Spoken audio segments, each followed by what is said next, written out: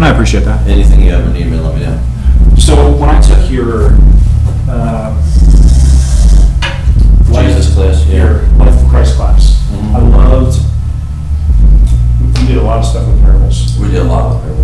So kind of what I want to do is just off the top of your head, go through some of those things. Okay. Just like the stuff you do to frame parables. Like, you started out, I remember you talked a lot about parabola. Yeah. Can you walk me through that one? Yeah.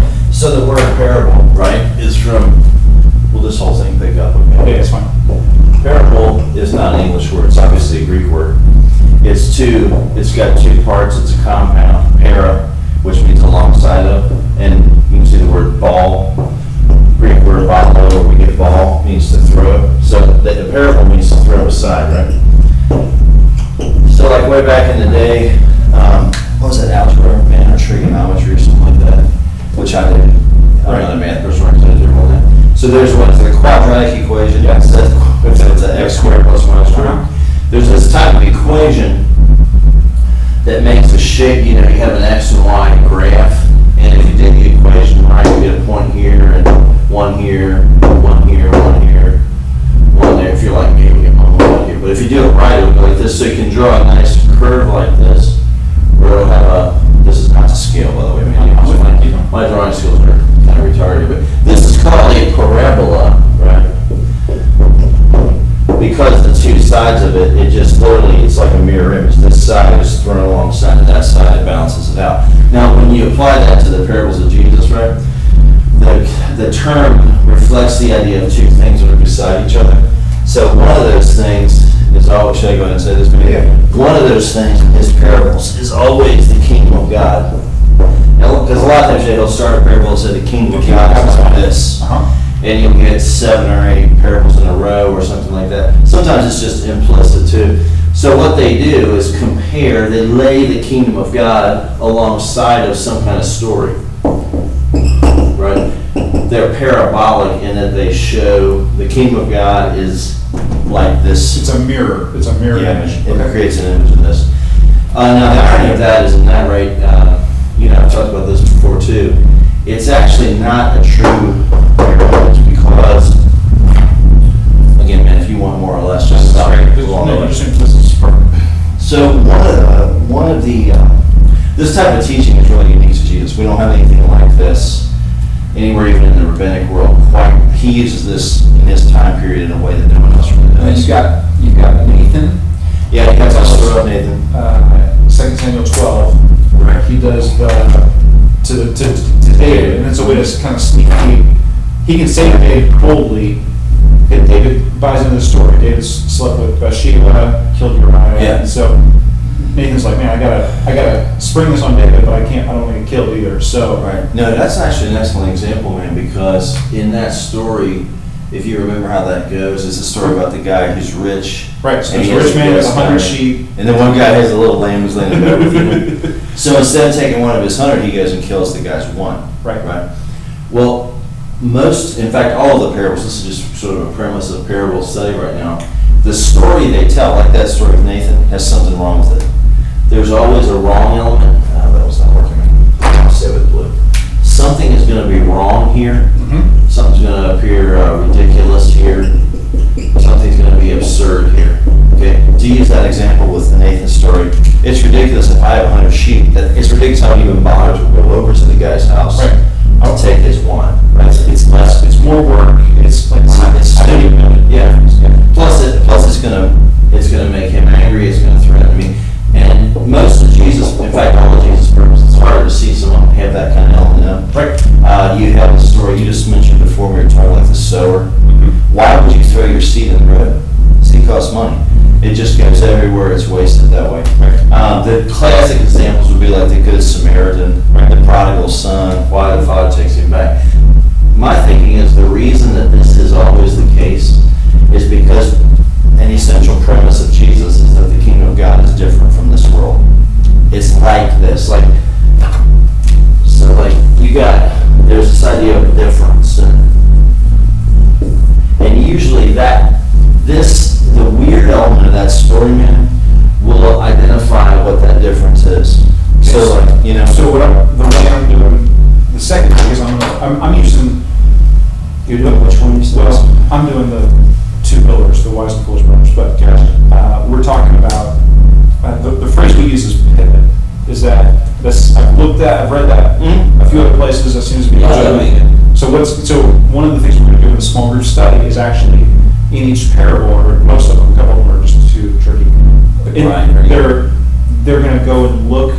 The group is, as a group, going to read through and try and look and find the pivot in the parable. Yeah, that's good. The ones that are harder usually, are because they require a more profound knowledge of the historical context. So in the small group setting, especially, you don't want to go through all that with them. With the bridesmaids, it's like you got to really understand the wedding. You got to know how weddings went. Although you can explain that, which we're going to do that. I'm trying to think of an example where and it depends on your analysis too, how the world works. You could say that maybe Jesus has a pessimistic view of the world, but he seems to think that, and say consistently, if you're going to act like God is king, right? If you're going to be one of those people, most people don't do that. Right. So, however, if you act like God is king, your life is sometimes going to look ridiculous and absurd. Because you would do things that people would be like, why would you do that? Or that other people don't do. So, like, if you go through some of the examples, and sometimes they'll even, the obvious examples, I should have finished that sentence. In the real world, Samaritans don't love Jews. In the real world, if your field's full of weeds, you pull out the weeds. You don't let the weeds become overgrown, just to protect the good soil, In the real world, if you got extra crops, you don't give them away. You build another barn and put the extra ones in there. Okay, but always in the parable, he'll play out that element. That's the odd thing. Sometimes too, to the point that would be shocking or offensive to people, like the one about, I don't think you guys are covering this one, but the Pharisee and the tax collector. Right. These two guys go up to the temple, and he says, beats his breast. Yeah. Says, woe is me. Because I'm a sinner. So the tax collector says, I'm a filthy sinner, and the Pharisee says, well, I'm thankful I'm not a sinner. And so everybody that's listening is like, yeah, you sure are, and yeah, you sure are. I mean, yeah, you sure not. I mean, they're. Yeah, because they actually were. But in the end of the story, the tax collector goes home justified, and the Pharisee isn't. Right. It's not that they both are. That would be radical if they both were. The Pharisee's not justified. The tax collector is. Why? Because in God's kingdom, humility counts for more than perfection. Just those kind of things would turn out. One other thing I'll mention too, man. I don't know if you guys are going to go into this, but it's kind of how some of the parables are wrapped up.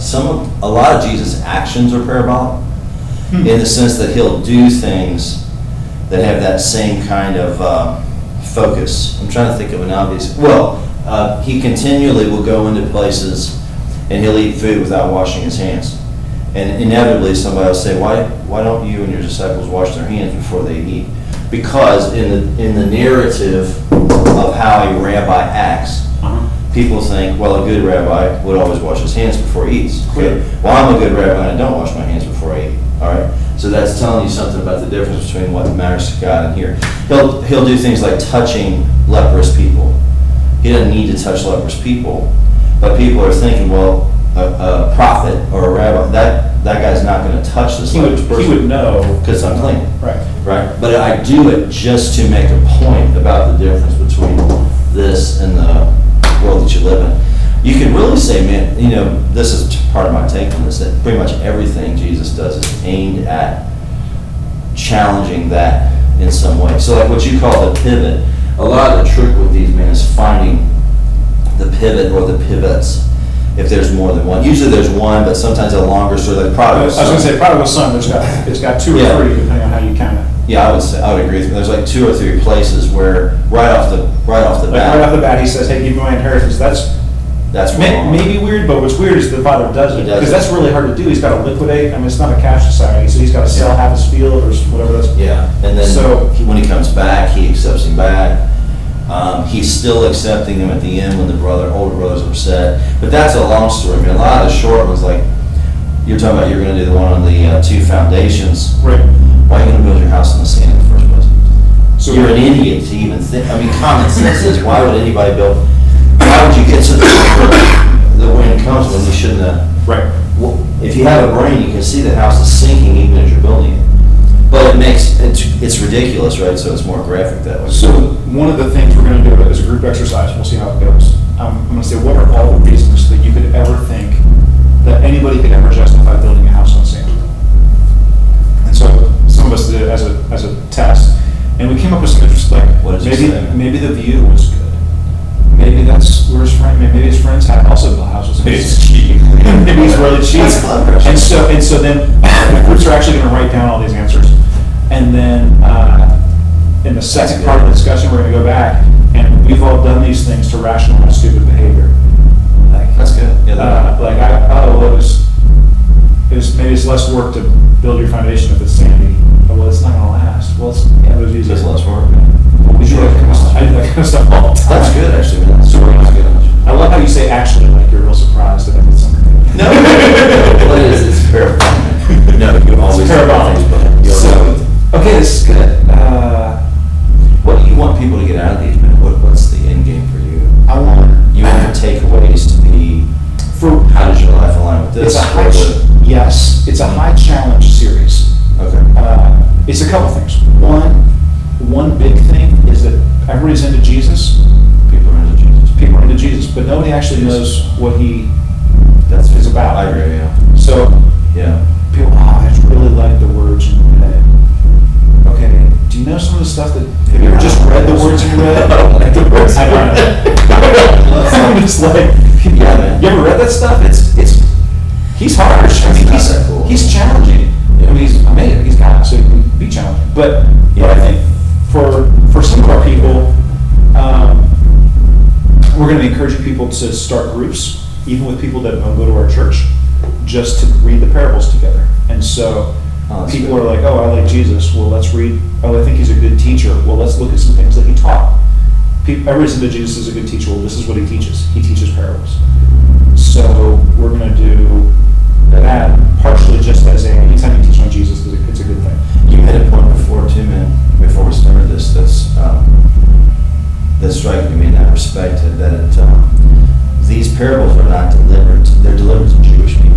Right. The kingdom of God. He's speaking to a group of people who already think, well, I'm in the kingdom of God. Right. I was born that way. And the whole point of this is to differentiate that mass of people from, are you actually living like God is the king? Right. So it's, I think you mentioned before about who it's in our context, it's directed to a Christian audience, not to, Right. you already know how those people are. The issue is like, how are you? And a lot of the difference between the being religious and actually affirming God as king is locked up in that. So it'll be interesting to see how people are challenged or where they feel challenged by that. And that's what makes it, I think, a high challenge series, because Jesus it lends itself to the kind of thing that we say that we're about, which is about the actual relationship with the king and not just about this religious thing, religiosity. The parables are really good for that, because that's what he continually stresses. Like, are you really the good seed? Are you really the good good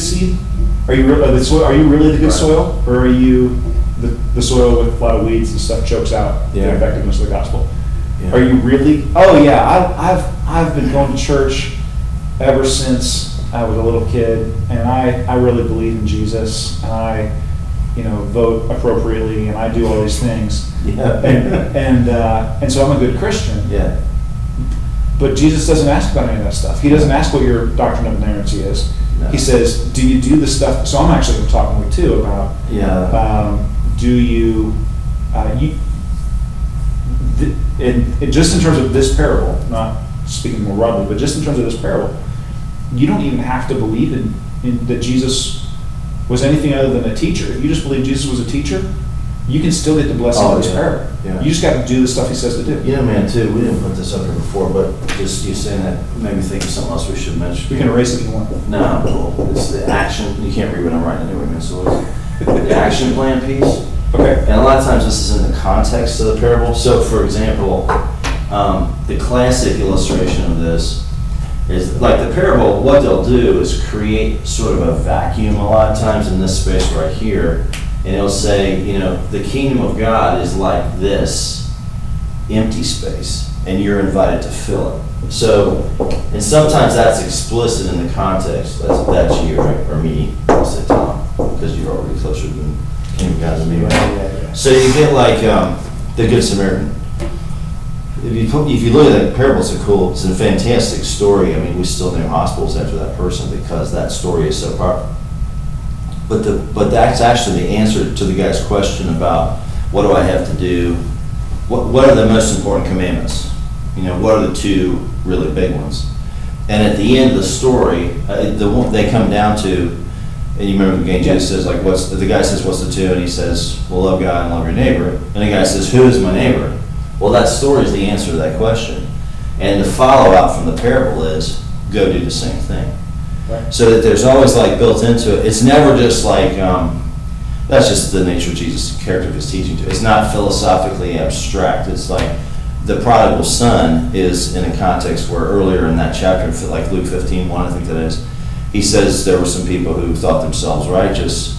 So he tells a series of stories like the 99 and the one sheep, which why would you leave 99 sheep? That's just plain stupid. You don't have to reflect on why that's a bad idea. That one's in there, the lost coin, and then you get... Although, what's his name?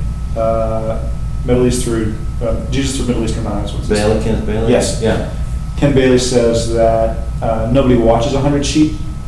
You don't have a shepherd over 100 sheep. Mm-hmm. You'd have probably a lead shepherd and 2 or 3 kids. And then... That's a good point, yeah, on that one. So the lead shepherd, he'll leave the flock with the child. the teenagers. To go get the one. They can keep them in a safe place. They can do that okay. Right. And he'll go out and get the one. To get the one. That's a good point. So he's not like totally jeopardizing the other. He's not the others are not necessarily in jeopardy, but why would you go out, man? Hey, send the kids after him. I'm gonna sit here. That's true, because he values the one. So. Right. So there are. That's a good point too. Which again, the built-in action plan there is: are you looking for the one, or I'm looking for the one, or you get to the so you finally get down to the lost son, mm-hmm. or the prodigal father. Sometimes right. That's called, because the father's the main character in that story. And at the end of that, you have the older brother who is the Pharisee saying, I'm not coming in, and the story just stops. So the question at the end is, are you going to go in and accept right. that other person or not? They all have that kind of, it's just not always explicit, but you always have some kind of, I would say always have some kind of invitation to act different. That's great. And a lot of times different, man. This is where I think you guys are, it's a good series to do. It's just hard. The ones you guys picked are actually even some of the harder ones, because where you end up if you teach this way a lot is crucified. Because the fact, if you keep continually going after what looks like proper religious behavior by saying, no, this is actually different. It's different. You know, what you think it is not what it is. It's very hard for religious people to wrap their minds around. In the context in the Gospels, the poor Slavs are always loving what Jesus is saying. It's the religious elites that can't get it because they've kind of built the system. You know, I mean, they've built the theological system, and that system is what he's challenging. You know, you start, I think you guys said you're doing the parable of the guy with the barn. Yeah. That's a tough, I've never had anytime I've ever talked about that one, man, that's hard for people to wrap their mind around. That if you have extra, you don't save it, you let it go, you give it back. That's just tough because we don't do that culturally. You're just trained not to do that. You know. Right. If you really treated your money that way, what would the world look like? What does the church look like? People don't. We just don't do that. So the one about the virgins, man, like you talked before, it's about entitlement. It's like I have a right to come in. No, you don't. But I'll tell you what, let's hold off on the, because I want to walk through the six with you. Is that okay? Yeah. Is there anything else general about parables you want to talk about? Can you think of anything else? This is the main stuff. I mean, they're about the kingdom of God. They lay the kingdom of God beside a story that's pretty familiar but weird, like Twilight Zone, different in one or two respects. And then they play on that difference to point to this, like, what would your life be like if you were there? I mean, I can't think of any other, unless in the examples we might think of some more. Right. Some more stuff. That's great. I'm gonna stop that. I'm gonna restart Should I recording. I assume you will.